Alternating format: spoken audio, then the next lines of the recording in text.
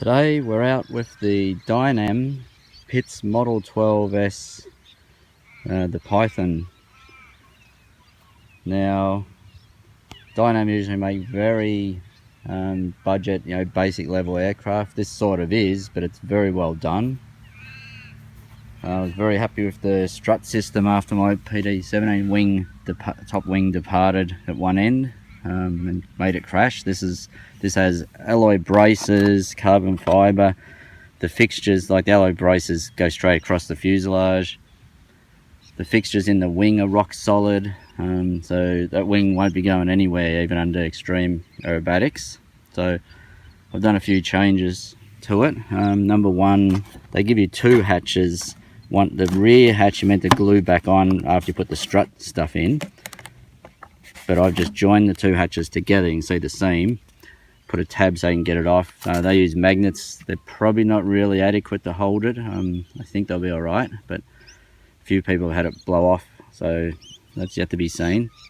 That rear area's got so much good space. Why would you close it up? It's perfect to put the receiver in. I added a battery strap system, so the battery gets velcroed down and then you strap it in. With the canopy, because I'll probably want to put FPV into it at some stage, all I've done is use two self-tappers per side to screw the canopy on. That way you can just remove it and get access inside if you want to put a pilot in or FPV setup. One thing I wasn't happy at all with was the tail end. Let's see if we can tip it up.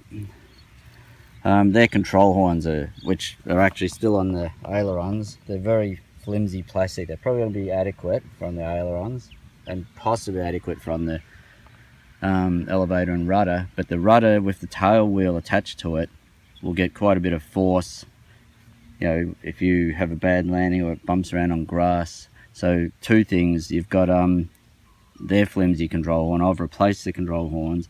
The other thing I did was, instead of sticking it just on the foam, I've added alloy plates each side the rudder, and there's the stronger control horn. On the elevator, because the bridge is just a piece of wire and it was quite flimsy side to side, which means you could end up with error under different loads from side to side on the elevator.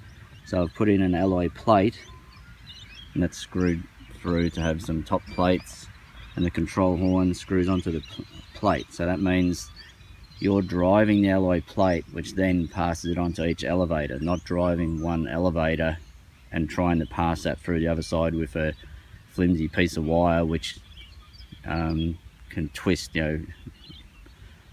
anyway. So that should make that much better than it was. Another problem people have had is braking the rudder servo, because they're not Metal Gear servos. So again, that tail wheel, if it gets a flick sideways, can put a lot of stress on the servo and strip a gear. But I thought I'll leave that, and we'll find out if that does happen. I'm sure it's possible to happen, but may never happen. Apart from that, the normal Dynam paint job is extremely dull, matte black on the nose instead of gloss. All their planes, they seem to do that. So a couple of coats of water-based polyurethane shines it up amazing. So it looks very nice compared to its stock form, where it's very dull. Using the stock propeller, stock ESC, we'll see how they go and decide if there's anything else they need to do to it after it's been flying. So we'll get it all ready to fly and see what it does.